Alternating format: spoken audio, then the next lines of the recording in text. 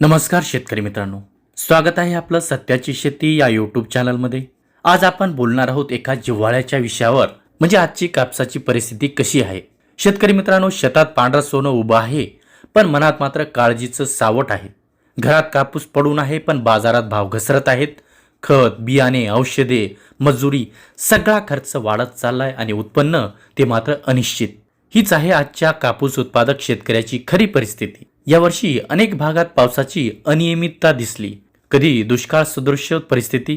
विदर्भ, मराठवाडा आणि खानदेश या पट्ट्यात गुलाबी बोंडाळीचा प्रादुर्भाव पुन्हा डोकं वर काढताना दिसतोय। जास्त फवारण्या, जास्त खर्च आणि तरीही उत्पादनावर पूर्ण नियंत्रण नाही। कापसाचे दर मागील हंगामाच्या तुलनेत कमी पातळीवर आहेत।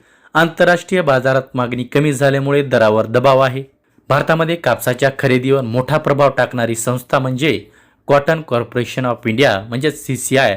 जर CCIने हमीभावाने खरेदी केली नाही तर स्थानिक बाजारात व्यापाऱ्यांकडून कमी दर मिळतात। शेतकरी उत्पादन वाढवतो, पण दर मात्र त्याच्या हातात नसतात। भारत हा जगातील मोठ्या कापूस उत्पादक देशांपैकी एक आहे। जगात सर्वाधिक कापूस उत्पादन करणाऱ्या देशांमध्ये चायना, युनायटेड स्टेट्स आणि ब्राझील यांचा मोठा वाटा आहे।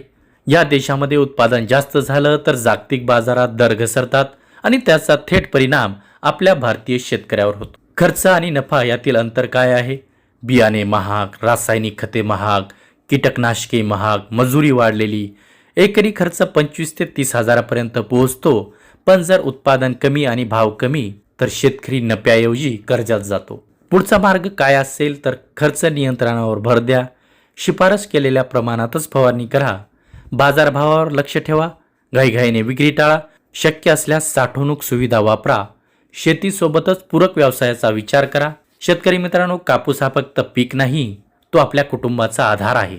अडचणी आहेत पण मार्गही आहेत। ज्ञान, संयम आणि योग्य निर्णय यामुळेच आपण या संकटावर मात करू शकतो। जर तुम्हाला ही माहिती उपयुक्त वाटली असेल तर व्हिडिओला लाईक करा, शेअर करा आणि सत्याची शेती या चॅनलला सबस्क्राईब करा।